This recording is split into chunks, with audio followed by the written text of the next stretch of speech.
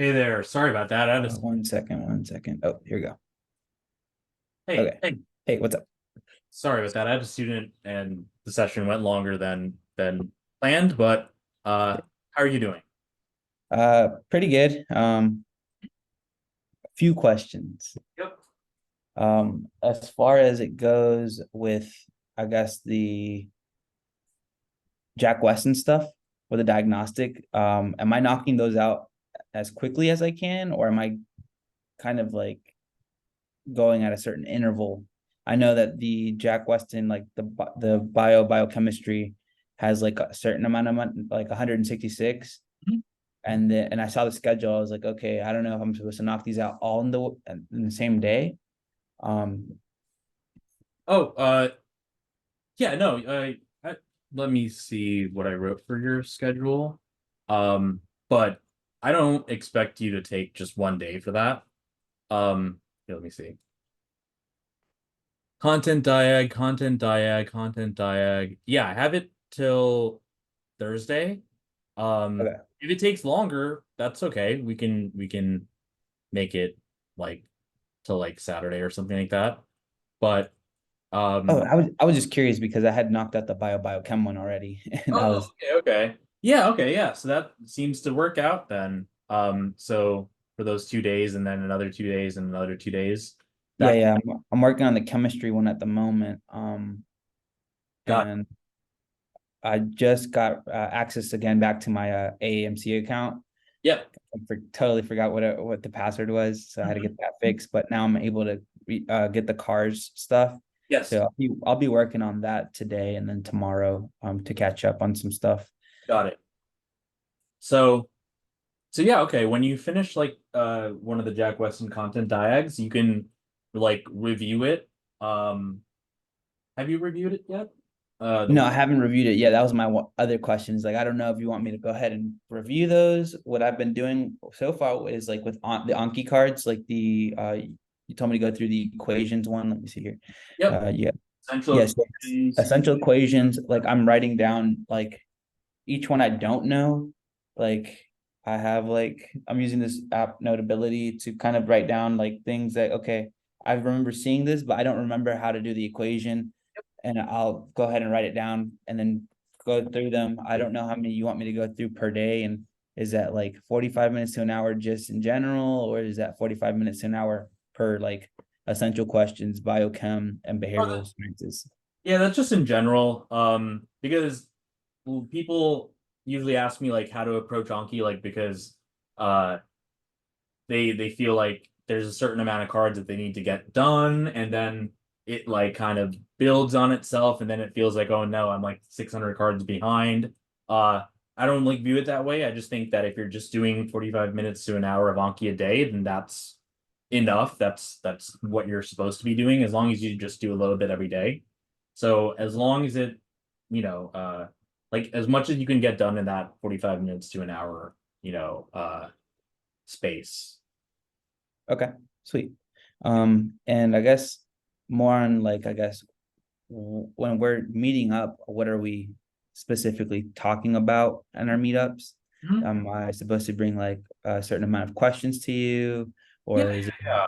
So I guess a couple of things. Like either so for the content diagnostics, like when you complete them, yeah, it doesn't have to be right after you complete them because you can continue like you did the biochem one, you can move on then to yeah, you're doing the chem phys part now. So when you review them, when you like eventually get to the point where you review them, you're basically going to do this. Like you'll go to like something that you got wrong, and you're going to like maybe like read the solution and see if it makes sense after you read the solution. If it does, move on to the next one. If it doesn't, then maybe like look up that topic, maybe find videos on it or something like that to learn about it. Um, and maybe, if it makes sense after that, you can then move on to the next question. But if it still doesn't make sense, then that's what we're going to go over when we meet. So essentially, when we meet, we're going to go over like usually it could be like three types of things, like problems that you already have done that you have questions on. Um, if there's like a subject or a topic that, like let's say something that you okay, so like let's say that it's some like let's say just a topic that you feel would take you too long to like learn on your own, or you just want me to kind of go over a topic. um we can use our sessions to do that as well.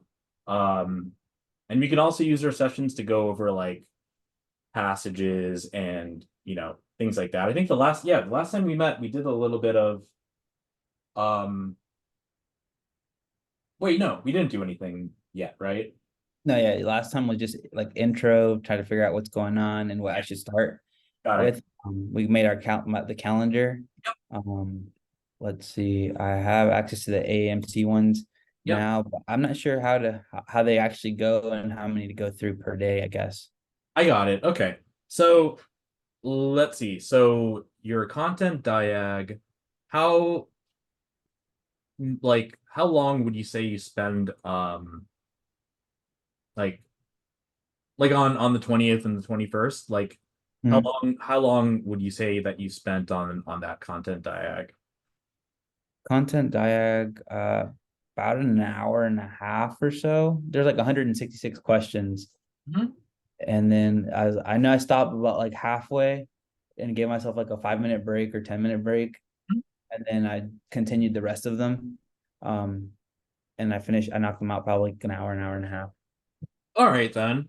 And after that hour and a half, like do you feel spent? Do you feel um like No, I just continue to do other Anki stuff. I was like, I have the time. I don't have access to the AMC, so I might as well use my time wisely as I can. Um, but other than that, I haven't like I still didn't know like, okay, do you want me to go ahead and review or not? Which in my head is probably the smartest assumption. Um, but then again, I was like, I don't know if you need those results to like push me towards like content review, or I just need to know what those things are based off of whatever Jack Weston gives me as a result. yeah. So okay, what you can do is you can pull up that content diag that you did, Yeah, and let's take a look at it. yeah, I Because yeah, we're gonna look for, so we're essentially using that as a tool to find out which content areas to brush up on. yeah. Okay, let's see. I was like, it's been so long, and then I was like, well, Mhm. I know this is just a diagnostic, and I'm pretty sure I'll have to brush up on a lot of these things here. Uh-huh. Yeah. So So let's see. So okay. Um, got it. Okay, so what we can do from this point is, so like for our session today, like we can go over some of these like questions that you got wrong together. Uh and we can choose whichever ones you feel like, you got wrong because you don't really know the material. okay, But like for example, like let's say like next time or something, like uh once you like it could either be like after you finish one content diagnostic to review it, or you can finish one like you did here and then move on to the next one and review it all at the end. But those are like what we can do. So like right now, since you haven't like really reviewed this one yet, we yeah, can yeah, we can kind of review it together.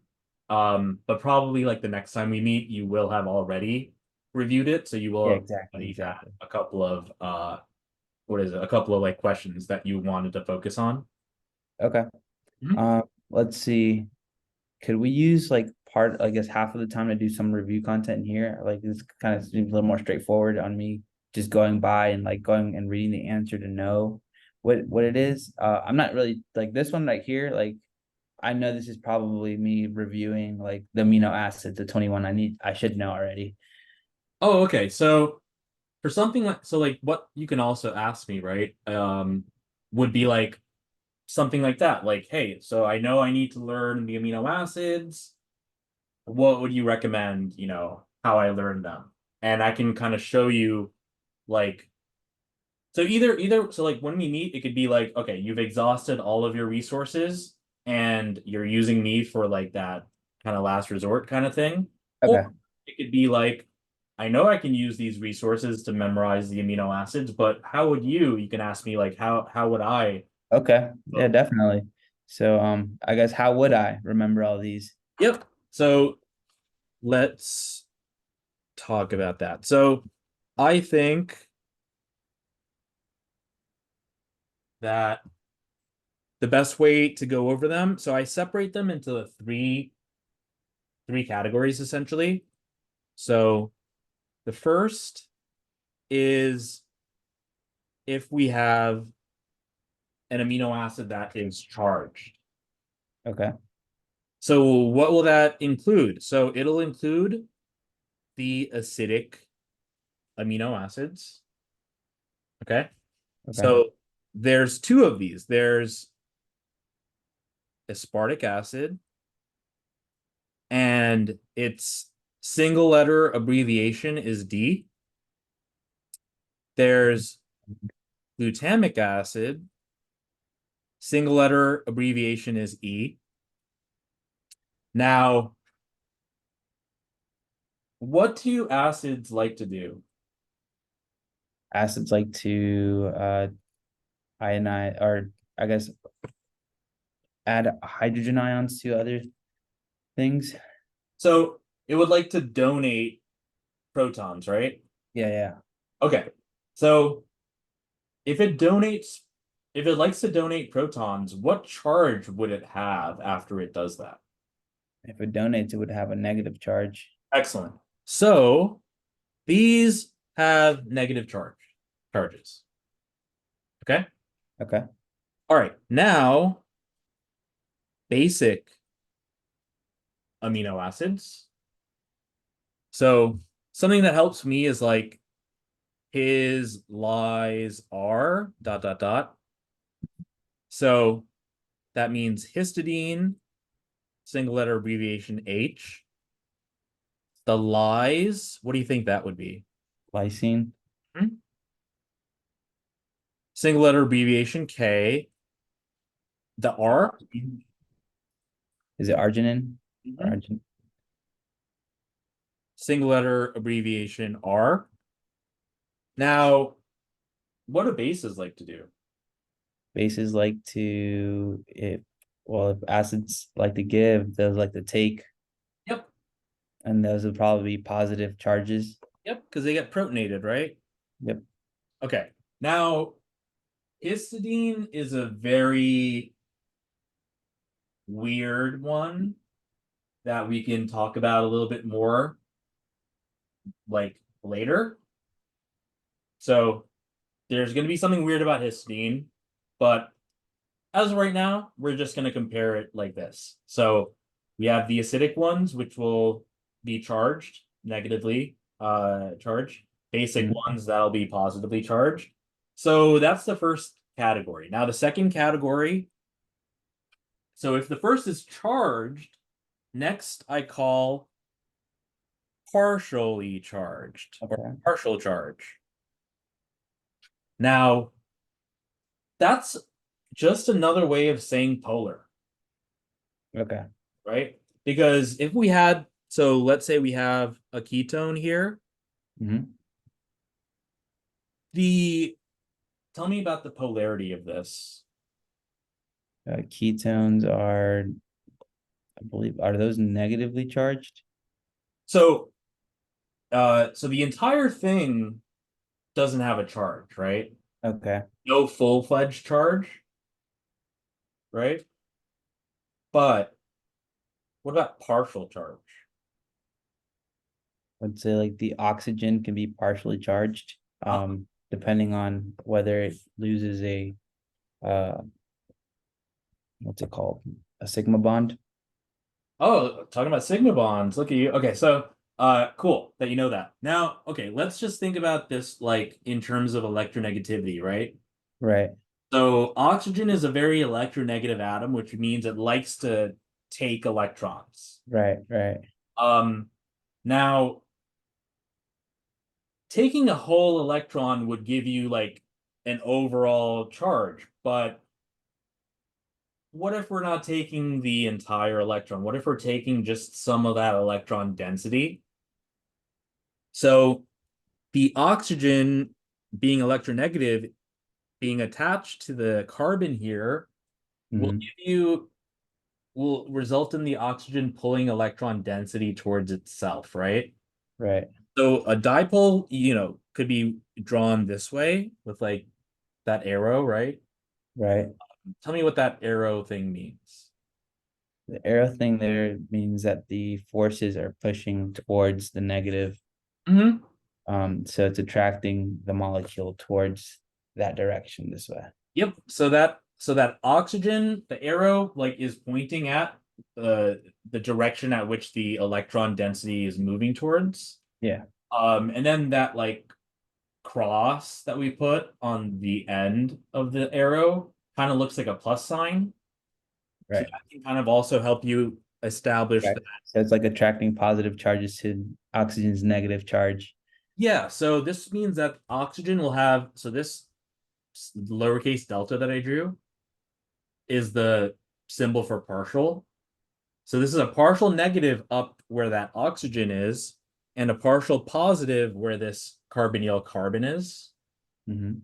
So, so in other words, if something has a partial charge, it's polar Got it. because it has a dipole, which means that there's a positive end and a negative end.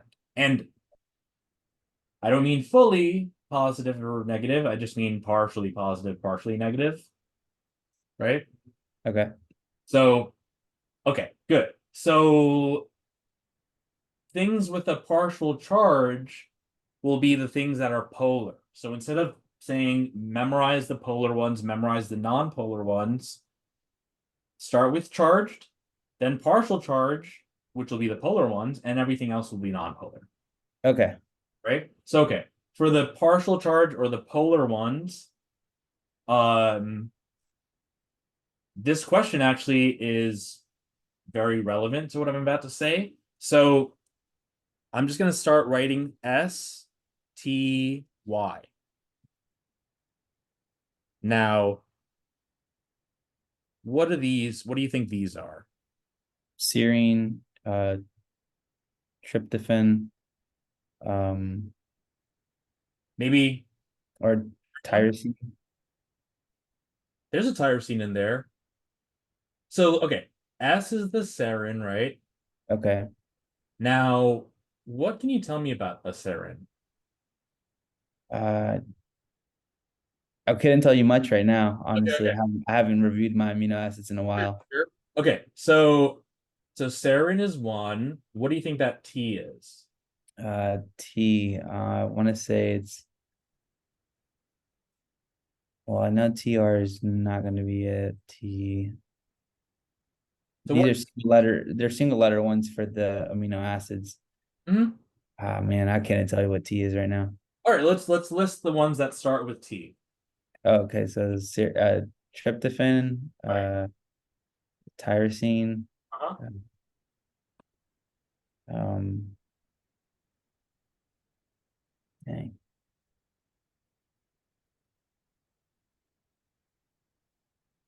That's all I can think of at this moment. Sure. So okay. So the T is going to be threonine, Threonine. Okay.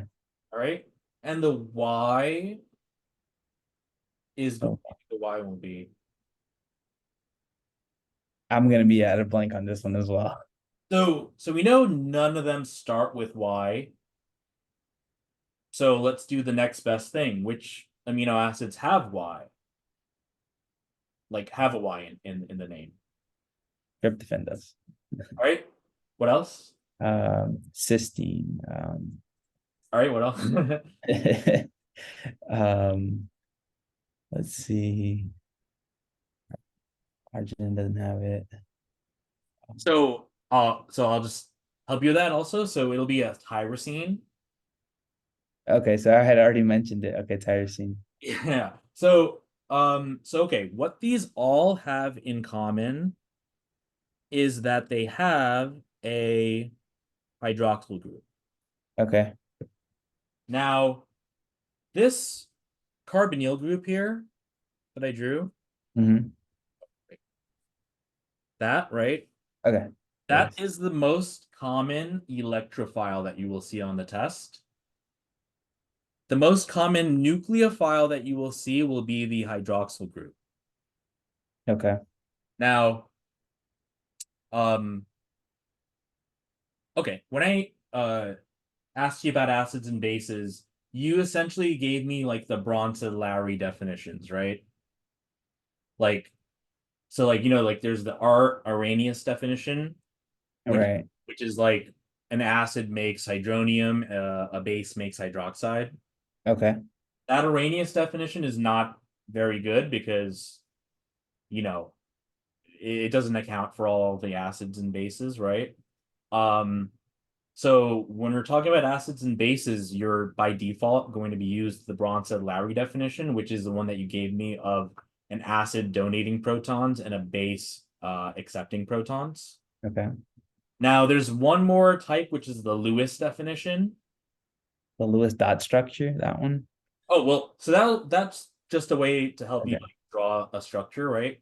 But Okay. Lewis, same dude, has a specific definition for acid and bases as well, Okay.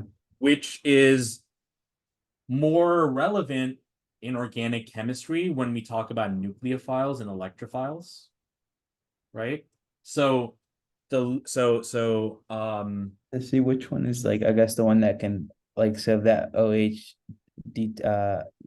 has to attack this electrophile here, it's gonna choose the weakest point at where it can join and cut off the other one. so so the um so do you remember the what like a Lewis acid and a Lewis base was? No, I don't.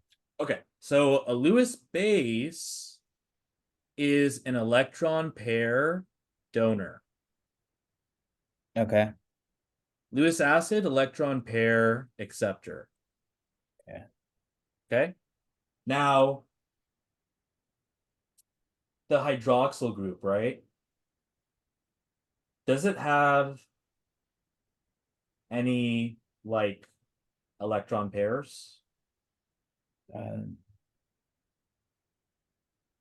it would have it on the oxygen, Yep. because it'd be the O dash H, the two electron pairs at the top and the bottom, because that's the way it likes to be. So Yep. it's stable. And then I guess that if it's, I'm not sure if that's connected to something right there, the little line to the left of Oh, it. yeah, I should have said that. So, yeah, the little squiggle thing is just like me saying it's connected to something, but I don't care what it's Okay, connected. yeah. Then at this moment it's stable. Uh-huh. Um, so it probably, if it were to want to get closer to this ketone up here, Uh-huh.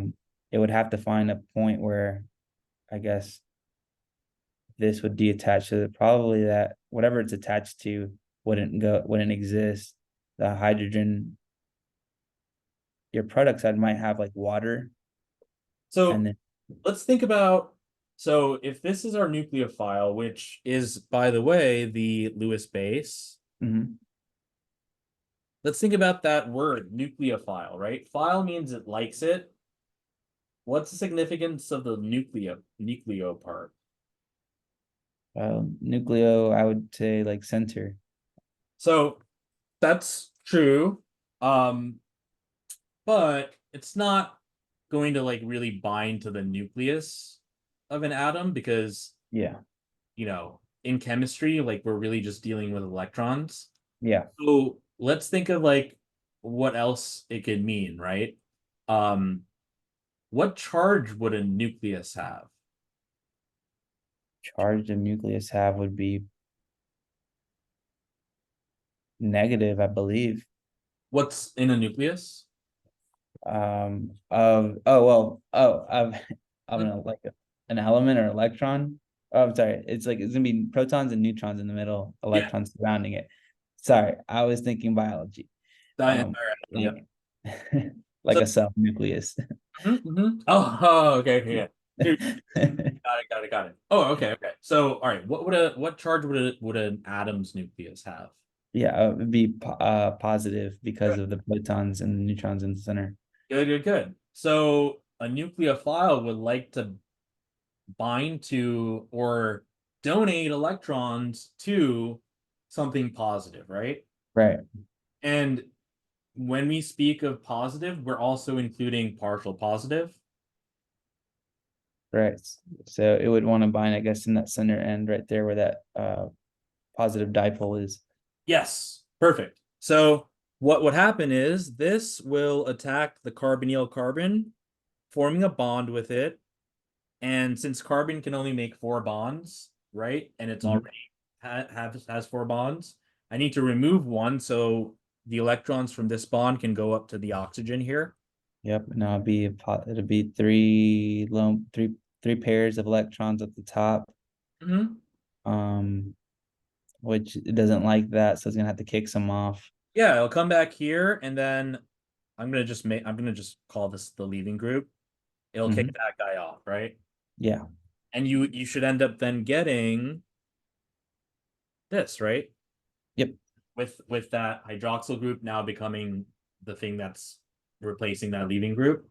Yeah. Okay, so that's the most common nucleophile and the most common electrophile. Now let's think about so STY, serine, threonine, and tyrosine, they all have hydroxyl groups, Okay. in slightly different ways. Like the threonine would be like, I think it's like a secondary hydroxyl or alcohol, and the tyrosine is actually like a benzene with a hydroxyl group. Now, something that could be similar to this electrophile ketone thing that I drew could be something like, let's see.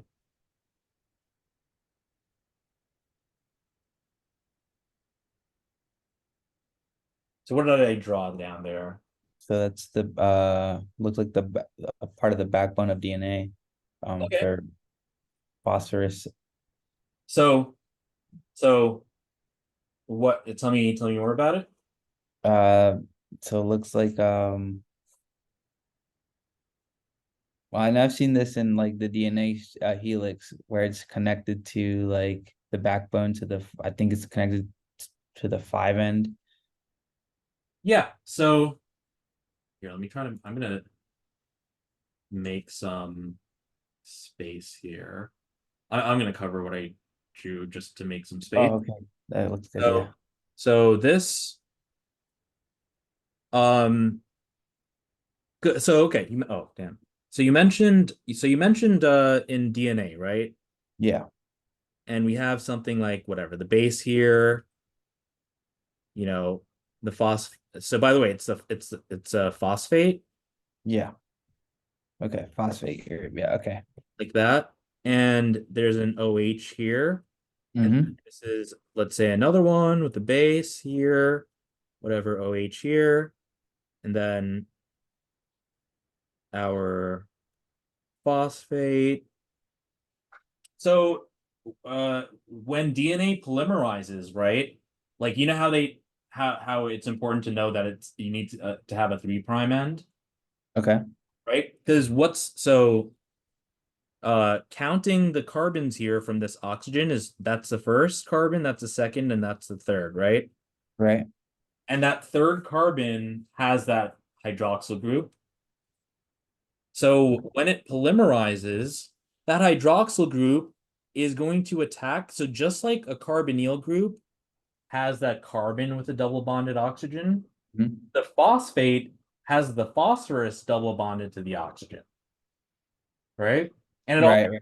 it also has 3 other oxygens around it. So it's doing a similar thing in pulling electron density, making that this phosphorus atom a partial positive, right? Okay. So this is going to attack that, Right, right. Okay.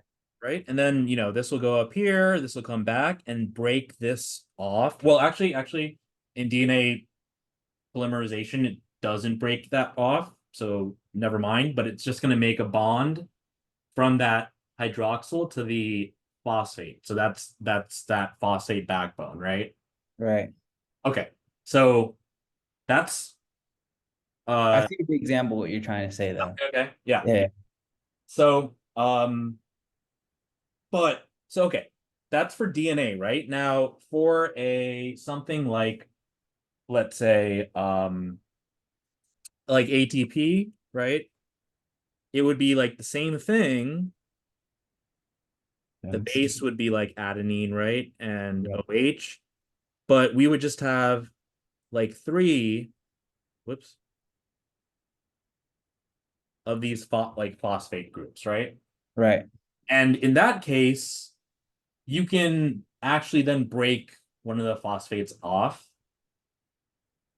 right? So like, Mm. I'm running out of room here, but like let's see. I'm just gonna make like a squiggle. So like this. Oh, oh wait, that's better. Okay. Did I help? Yeah, I have a lot more space now. Okay, cool. So I'll do this. Okay, so our so let's draw that. This is adenine over here. Yeah. Then a phosphate here, another one. Whoops.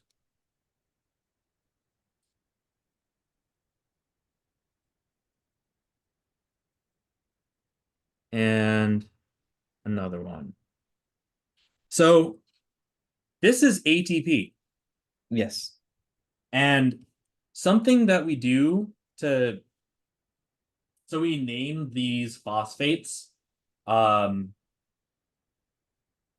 like as we go outwards with just like the Greek letters like alpha, beta, gamma. Okay. Okay. Now, what can happen is one of these, ST or Y, with its hydroxyl group, will attack the outermost gamma phosphate, Okay. pushing that over here, pushing this back here, breaking this off, right? Right. And now we have attached to this amino acid here a phosphate. And that ATP is just going to be now ADP, right? Right. So so when we're dealing with in the so kinases. Yeah, it's a form of ATP, right? It's an enzyme that helps move ATP, I believe. Yep. So it falls under the class of enzymes called transferases, which simply means that it is responsible to transfer uh well to transfer like a transferase is just responsible for transferring some group. A kinase in particular is responsible to transfer a phosphate group.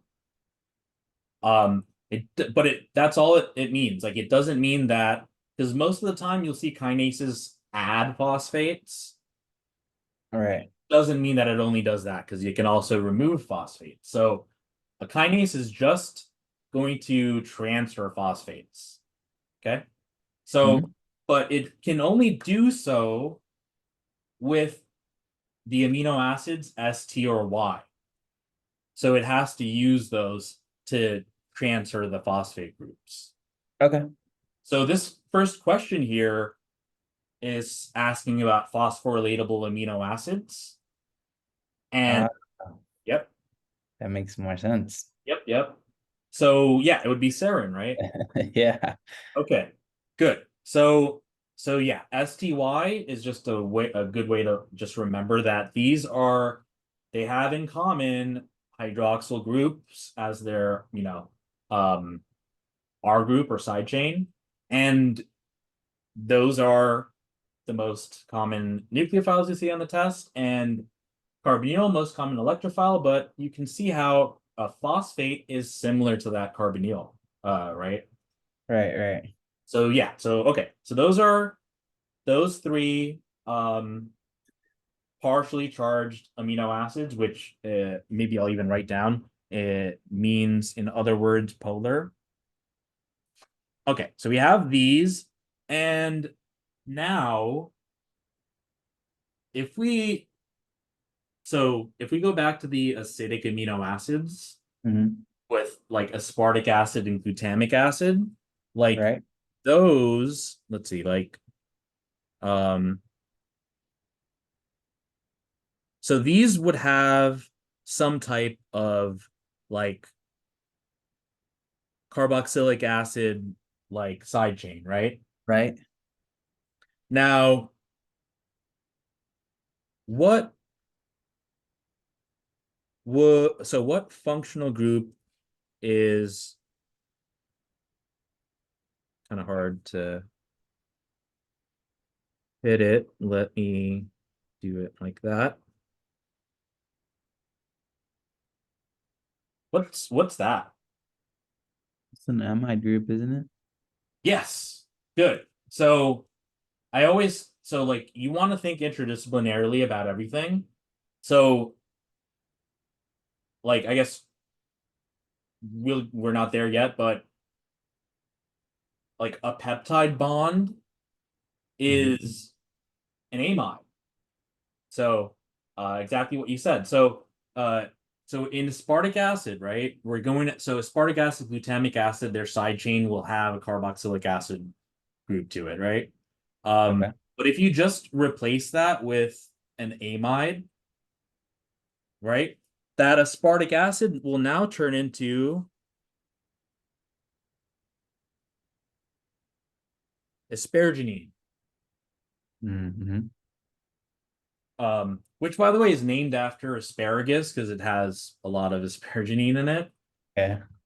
It's not the thing that makes your urine smell though. That's something with like some sulfur containing compounds. But but if we essentially take that acidic amino acid and just turn that that carboxylic acid side chain to an amide, it now becomes asparagine. Okay.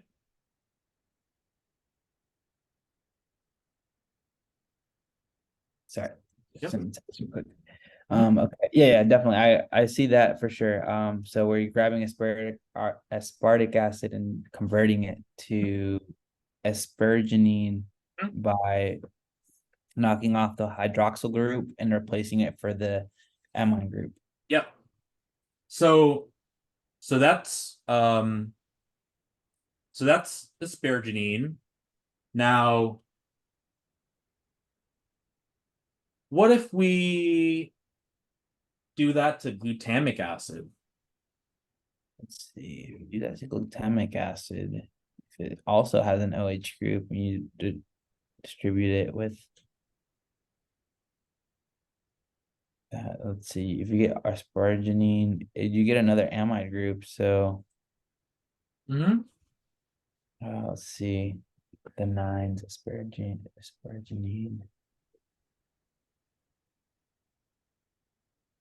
There's Hmm. I can't remember very well, but I know that there's used to be this one song or whatever, or if not like a mnemonic that I could remember for it. Uh-huh. Uh, just don't know it right now. So let's see. So to turn aspartic acid into asparagine, we keep that first part, but Hmm. we get rid of the ic acid and we replace it with in, like ene, Right. I-N-E. Hmm. Now, if you do that with glutamic acid, what would you get? You do the same thing with that. You remove the acid, ick, and you get glutamine. Yeah, Glutamine, right? yeah, yeah. Yep. So same things. Okay, so the asparagine, it's single letter abbreviations N. Glutamine is going to be Q. Okay. Okay? And these are, well, they're going to be polar molecules, um, which means they're going to have partial charges. So to add to this, I would add the asparagine and the glutamine. Okay. For partial charges. aka polar. Okay, So got it. so we have we have five charged ones, which includes two acidic and three basic. And then we have five partial charged ones, aka polar. Mm-hmm. And the rest of the 10 are just going to be the non-polar ones. Okay. And Well, it's coming back to me. Isoleucine, proline, yep. uh, hold on. Oh man, something Mhm. valine. Yeah, it'll be all of those. Yeah, yeah, all the remaining ones. Yeah, yeah. Yep. I So promise I uh know them. But I just need to review it. I didn't have the opportunity to, but I will. So yeah, next totally. time we're Yeah, on it. like so here I'm not really going in depth as to like what the side chains look like. Yeah, yeah. This is just like a way to view them and to categorize them in your head, because usually when people just look at the big chart where it's like acid basic ones and stuff like that, like it's it feels like there's too much of an emphasis placed on just memorizing them and not like Learning. about why they're special, right? Yeah, this actually helped me a lot better because previous to it, I was just looking at the structures at what they look like Uh-huh. and just remembering. Yep. I never knew like I guess more onto it. Yeah. Yeah. Um, and I'll say like lastly, like just to know the generic structure of an amino acid, like it would be like the amine group first. Mm-hmm. Like something that could help you remember that is it's called an amino acid. So the amine comes first, the acid comes last. This is the R group, which is, different for the different amino acids. Yep. And then Nitrogen, the oxygen. carboxylic acid group, right? So that's Got it. the generic amino acid. Um, Now, if we put this in like place in like water or like in a cell, aka like physiological pH, right? Mhm. Because um the N terminal has a pKa of like 9.5. The C terminal has a pKa of like 2. Okay. Mhm. Place in water or in a cell, aka like a pH of 7.4, right? Yeah. So so so like if the environment has a pH that so like the pKa is like an intrinsic property of that N terminal and that C terminal. Um so if you put it in something with a pH of 7.4, let's compare the individual pKa's to the that physiological pH, right? So for instance, so if the pH of let's say 7.4 is larger than the pKa of 2, what happens? Yeah.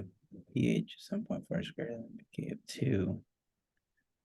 I would assume that it the pH becomes more acidic So essentially or what basic.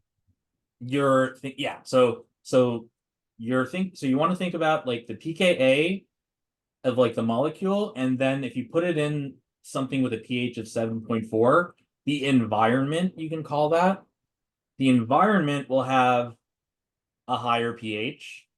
Yeah. Relative to the environment is acting as a base, right? Right. So that will force the thing with the lower pKa to act as an acid. So the C terminal, once it's in physiological pH, is going to look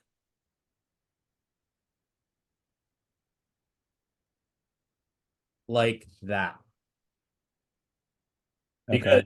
Because its pKa is less than the pH of the environment, which means that the pH of the environment will act as a base, which will accept a proton from the C terminal, like carboxylic acid, which means that that will get deprotonated, right?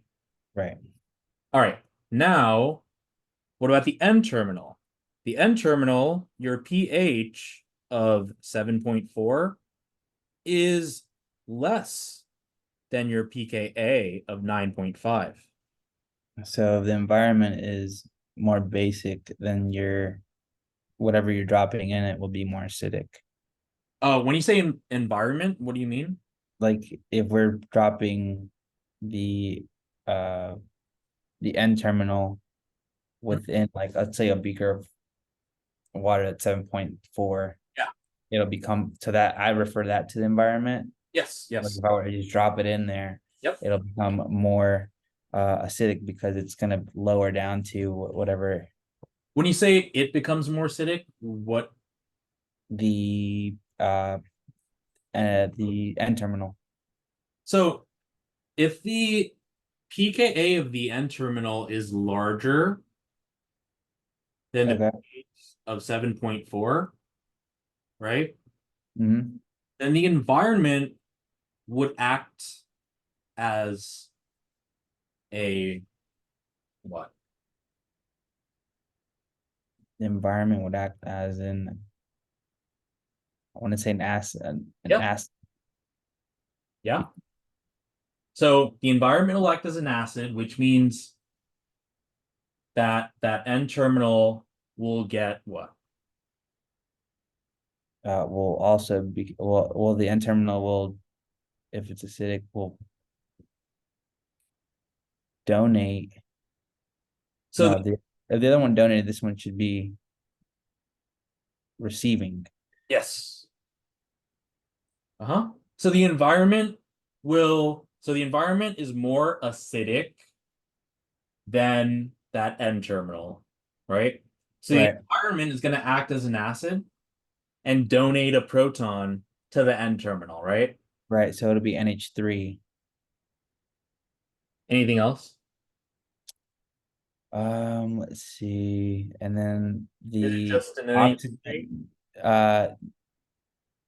I think the oxygen will Oh, just about the NH3? NH3 plus. Good. This is what we call a zwitterion. Okay. Okay. I So remember this yeah, kind of sort of. yeah. Zwitter means in German hermaphrodite. Isoelectric, I think, right? Like the equal point. So isoelectric point is like a way of Okay, different thing. No, no worries. you have the right idea. Like isoelectric point is a pH at which some amino acid or something or a peptide exists as a Zwitter ion, which means a net charge of 0. Right? But Mhm. but yeah, I just want you to see that this amino acid that I drew like down here is what it looks like. But when you place it in some type of environment, like with a particular pH like that, it exists as a Zwitter ion because of those pKa's, right? Right. So okay, so that's so that's the Zwitter ion part. Now let's see. Okay, the last thing I'll show you is just so you know what? Why don't you take a screenshot of this Yeah, let me minimize this. so you have it, and then I can draw like the next thing, I guess. All right, cool, got it. Got it? Okay. All right. So if I just draw like two generic amino acids,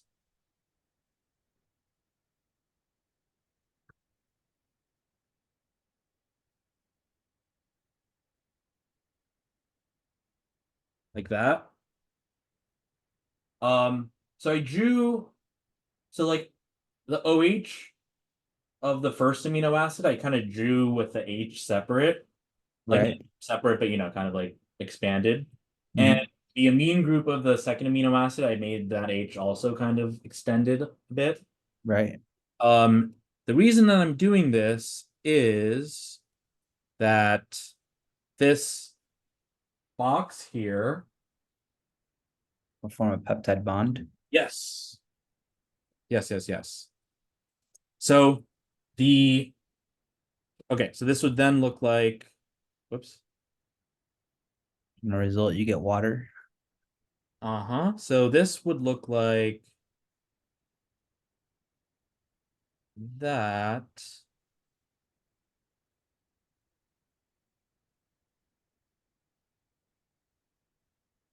And water leaves as a byproduct. Right. What is this reaction called? Um, that is called a peptide bond. So Oh, just the generic reaction. uh, don't know. All right. Not So if we're losing water, hydrolysis. so if we're losing water, right? Yeah. Okay. Like if you're losing water, what do you become? Um, you're losing water, Yeah. dehydrated, Yes. dehydrogenase, something like that. So let's just start with the dehydro part, right? Okay. Now, what's a word that means taking things and combining them? Taking things and combining them. Or putting them together? Um, Make something? make something combination. So Kind of. kind of transformation. Transformation could cause things to break apart, though. So Right. it's going to start with S. Yes. Summation. Uh, that's a good one, but it'll have a Y in it too. Okay. Putting together dehydration. Synthesis. Yep. Yeah. So synthesis means taking things and combining them essentially to make a new thing, Right. right? So, and we're taking two amino acids and we're combining them, right? Mm-hmm. To make this dipeptide. And we're doing it through the loss of water, hence Right. dehydration. This can also be called condensation. Okay. Now, I mean, if we went this way, we would have to add water, right? Right. What would that be called? Yeah, and that would be. I feel like that's the first thing I said. Hydrolysis. Uh-huh. Yep. Because just like dehydro, loss of water, if we're adding water, it'll just be hydro. Right. And then what would the word be to break something apart, like the opposite of synthesis? Decomposition or lysis. Yep. So, Exactly. yep. So yeah, lysis is to cleave or cut something apart, Okay. right? Synthesis, bringing together. So these are the opposites here. Good. Got it. Now um this in brown is your amide, your peptide bond, right? Yeah. Now, this is a very, very strong bond. Let's see why. Well, this nitrogen should have a lone pair left, right? Mm-hmm. Yes. Yeah. Yeah. Uh-huh. That can go here, this can go there, and you can essentially have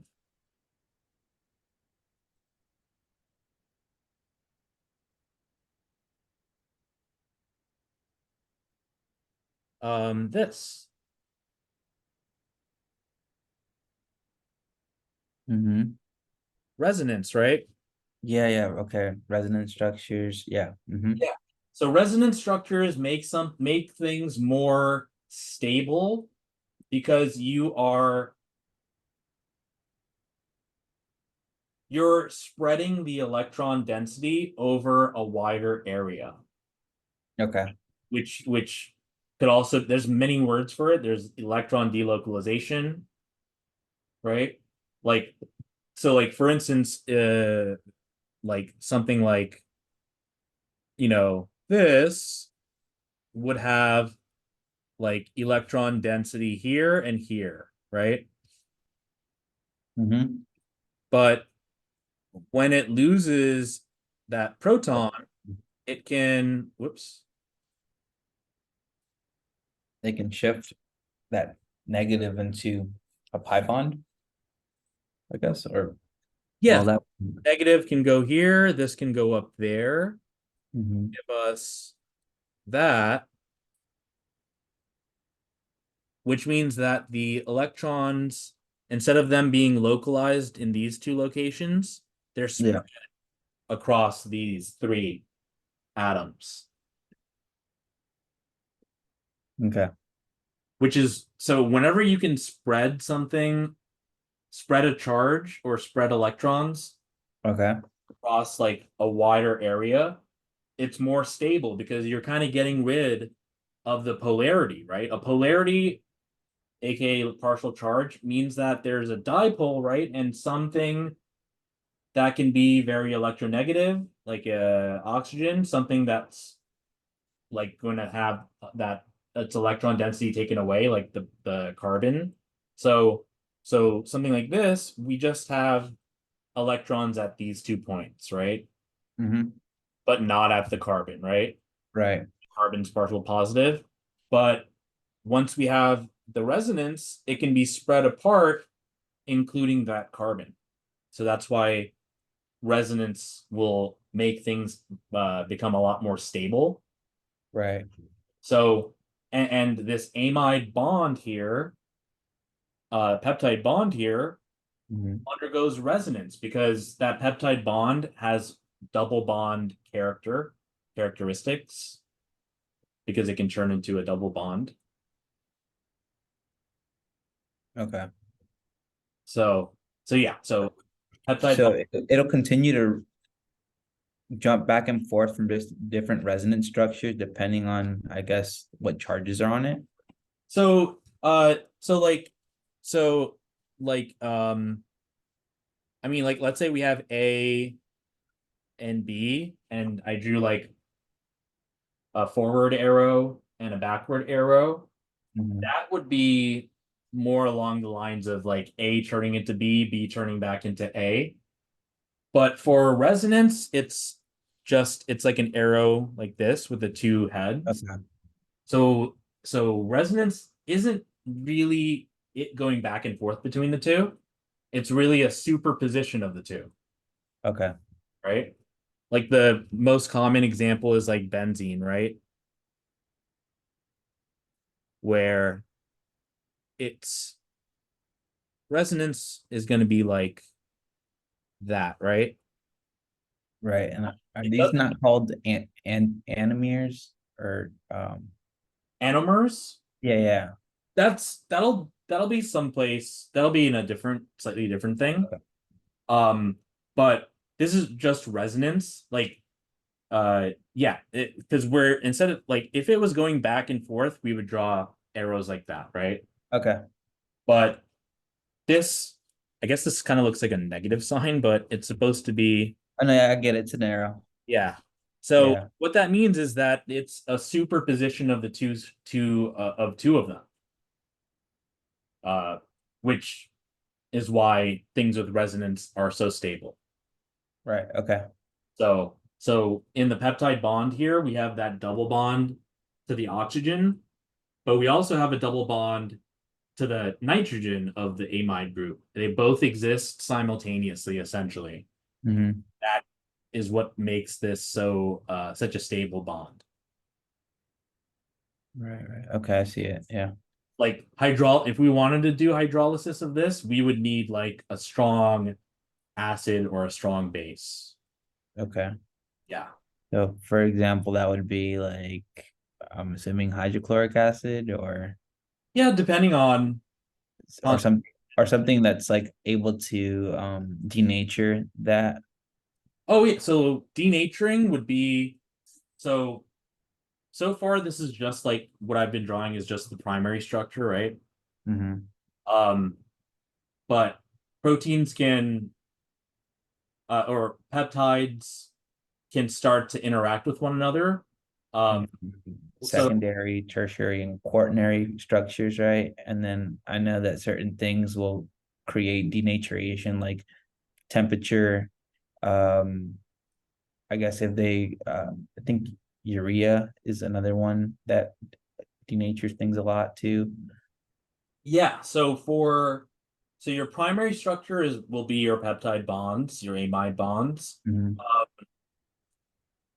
But you can also then start to have hydrogen bonding between the peptide backbone.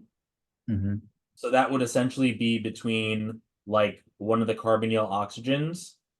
And so like if I had another like this, And now we're creating like beta sheets and alpha helices. yeah, yeah. So you can see how there could be hydrogen bonding between the Right. carbonyl oxygen and the Mhm. hydrogen. So Right. so secondary structure is formed by hydrogen bonding between the backbone, and that can result in alpha helices and beta pleated sheets.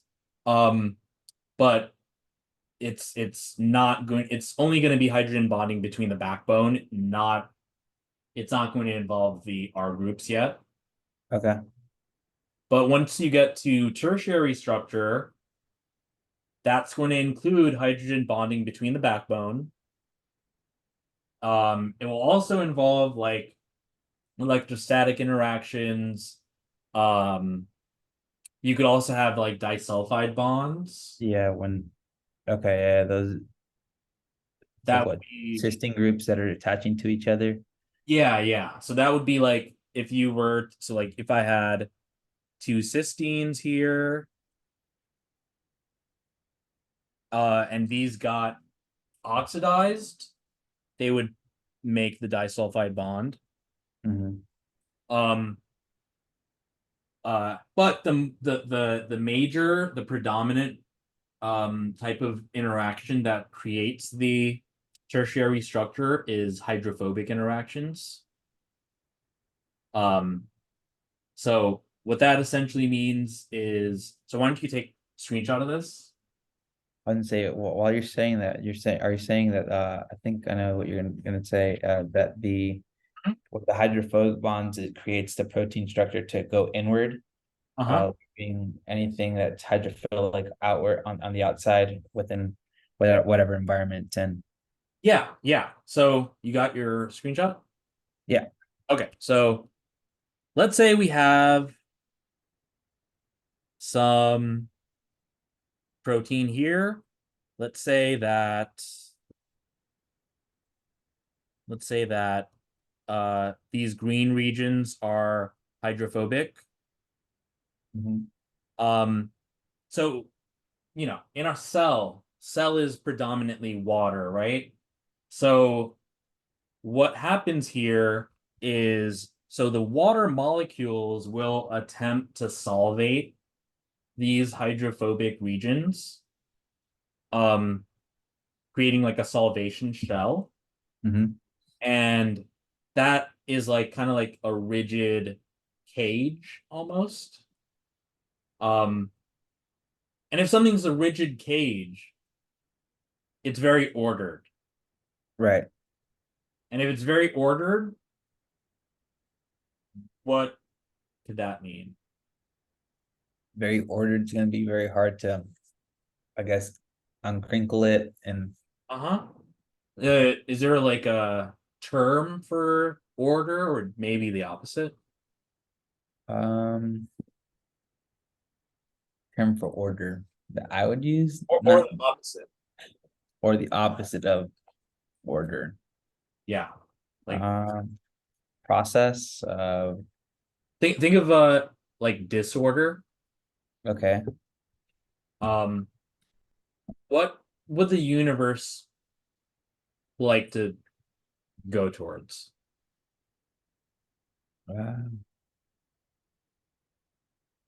Decomposition, I guess. Going back to simple things. So think about like think about like maybe your desk Okay. have a bunch of stuff on it and everything is organized. And it takes effort to organize something, but then imagine like just like Okay, chaos. yeah, what's easier to do? It's easier to do chaos. Yep. So maybe there's a word for that. Um, there probably is. I So know it, but I know which exact one you're wanting. No. Okay, and entropy. Okay. okay. So entropy is a measure of like disorder. Okay. And things in the universe go towards entropy because it's just easier for things to not be in order. You need to put in effort to put things in order, right? Okay.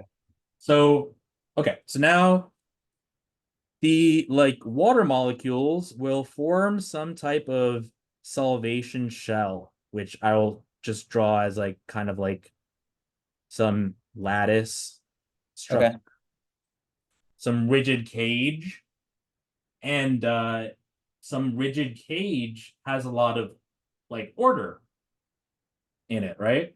Mm-hmm. And so that's water trying to solvate something that's hydrophobic. And this means that there is very low entropy here. So this has to pay what's called an entropic penalty. Like Okay. that is not an ideal like state for it to be in. Right. Right. This entropic penalty. Now, what in order to relieve that entropic penalty, it will fold. So let me go back to black. It will fold in such a way as to sequester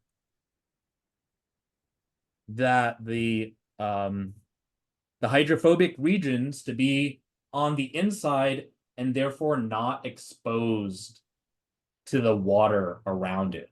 Right. Okay. And this is what causes the folding. Oh. So it folds to relieve that entropic penalty, um, resulting in the hydrophobic like parts of that protein to be like kept on the inside away from like the water, Okay. right? So that's folding. Okay. Now, and in this, it's tertiary structure here. So this is showing you that hydrophobic interactions are the main type of interaction that causes tertiary structure, that folding, okay? Okay. Now, quaternary structure is similar to this, but it just involves more than one subunit. Okay. So not everything will have a quaternary structure. Okay. Like so one of the examples is like myoglobin, versus hemoglobin. Okay. So hemoglobin, it has two alpha subunits, two beta subunits, which means that it has a quaternary structure, right? Right. And myoglobin does not have multiple subunits, so it will only have that tertiary structure. Okay. I see what you're saying. Okay. Good. So now, when you mention denature, what denature means is unfolding.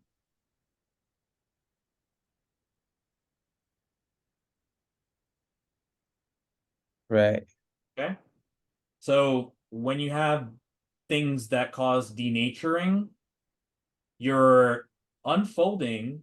And if tertiary structure is, that looks like it's 30, but if tertiary structure requires that folding to take place, then when you denature something, you're unfolding it, you're getting rid of that tertiary structure, right? Mm-hmm. And, it can happen like from doing something. Like, it doesn't mean that like to denature this to make it no longer a tertiary structure doesn't mean that we're really doing anything on the tertiary structure end. Like, as you said, like the urea, that's something that will mess with the hydrogen bonds of like the secondary structure, which will then result in messing up that tertiary structure, right? Right. So that's why, like, yeah, denaturing could be, it doesn't have to directly mess with that tertiary structure, but yeah, denaturing just means unfolding. Got it. Okay. Sweet. And so if you denature something, like let's say by adding urea, um, to have it refold, all you need to do is get rid of that denaturing agent Oh, okay. because it naturally will want to fold. It'll just go back to its or at least to what we see here on the right side. Yep, yep. So now there's one exception to that, and it's disulfide bonds. So like if I had something like this, where I had like a disulfide bond here, Mm-hmm. denaturing isn't going to mess with that because so we talked so okay, so we know that there's covalent bond between like amino acids in a peptide bond, right?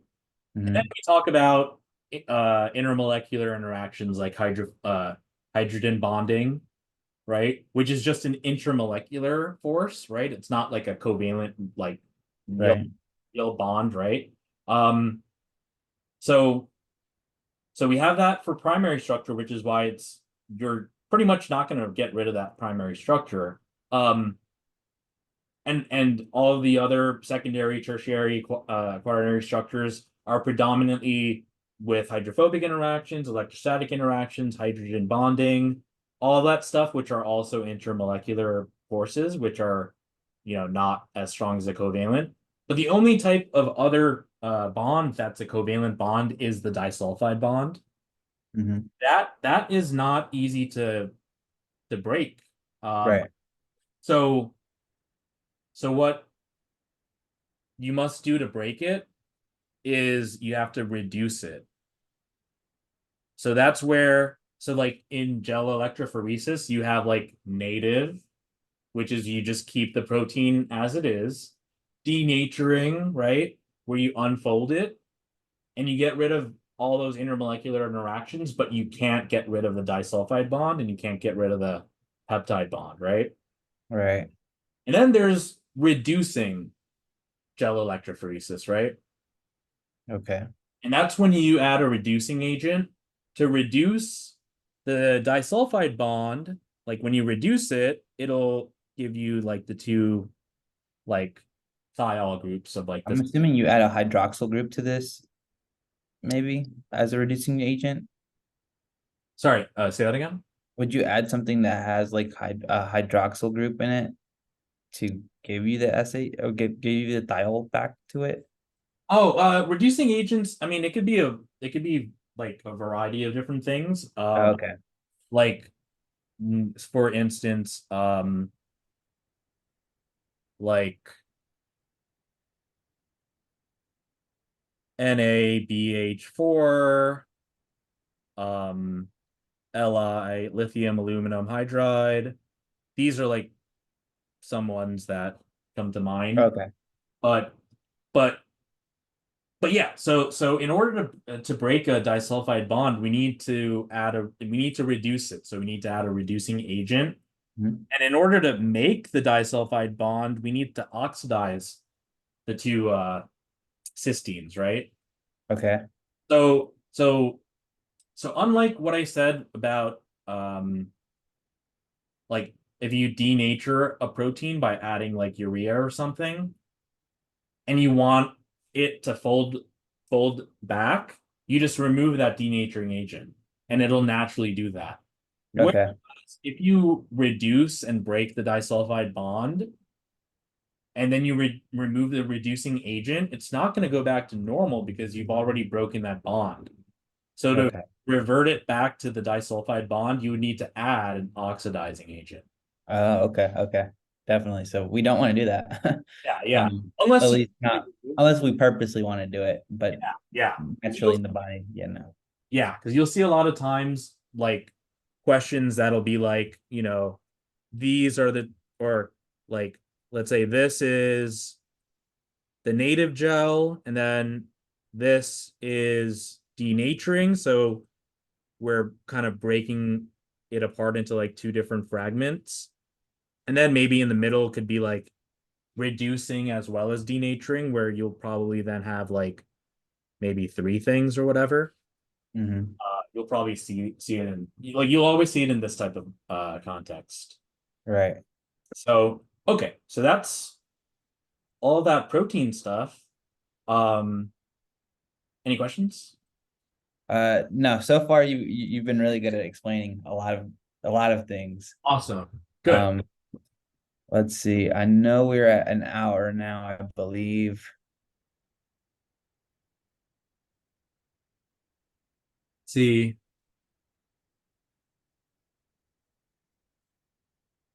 I don't know how I can tell the time about. there's a like a little timer thing that I have that says an hour like 18 minutes.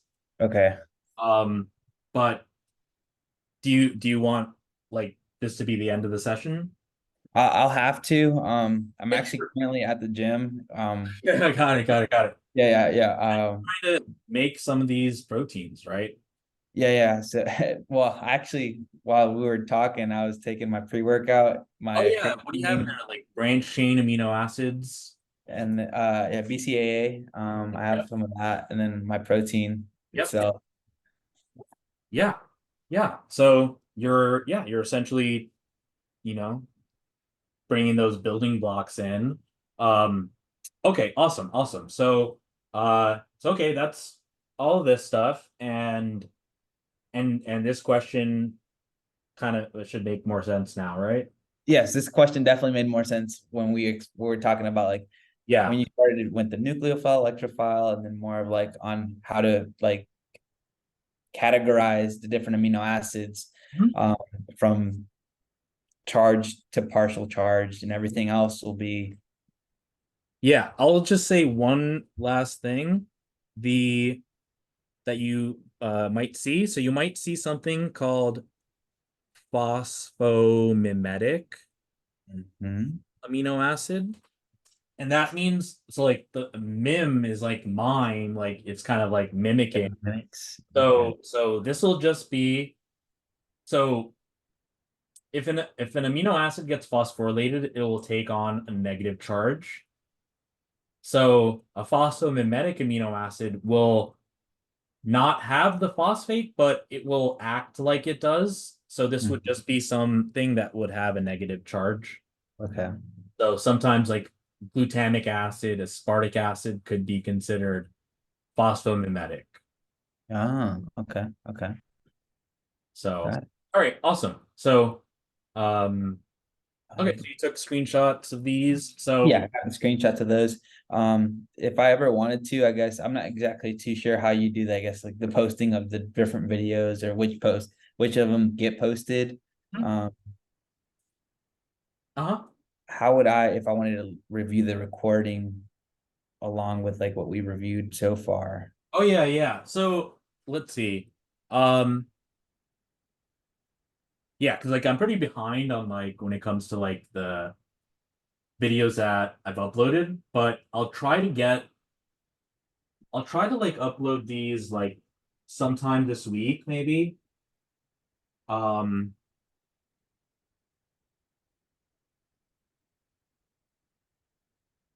let's see. Okay, I could do two. All right. You know what? All right. I'll upload them sometime this week if that's okay. Yeah, that's perfectly fine with me. If not, you could also share it to my email, and Yeah. perfectly fine. Because I know, like, I'm not sure exactly your process on what gets edited, what gets clipped on your YouTube channel. I Yeah. know like how that goes because you want people to view your things. Yeah. Also, Yeah. Because like if I just like because like I could either like upload it as is and just kind of share it with you. Um, but I think I'll be able to like upload it like officially. Um, which means that yeah, it'll just be like just one thing to do. Um, right. like I'm pretty behind on it, but I can kind of skip some ones that I'm behind on and just kind of put your sessions up. So I'll try to get it done by like this week. Um, like Oh, as there's no rush. There's no rush. Trust me. okay. Like, like if you have better content, trust me. I'm more than 100% sure you're gonna have better content with some other students.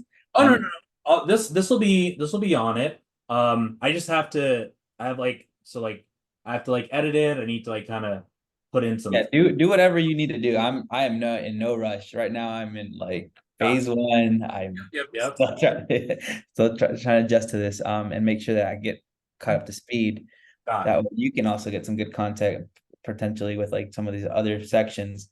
I Mhm. know this you dumbed it down really well for me. Well, I mean, I wouldn't say dumbing it down, but yeah, you want to be able if you like really understand something, you should be able to talk about it simply, right? Yeah, definitely. If you can't explain it simple enough, you don't know enough or Yeah. know well. Yes. Awesome. Um, Okay. So this is like kind of like an hour and a half, like almost. okay. I sent you $63 already. I can send you, let's see, the remaining 30. 30, yeah.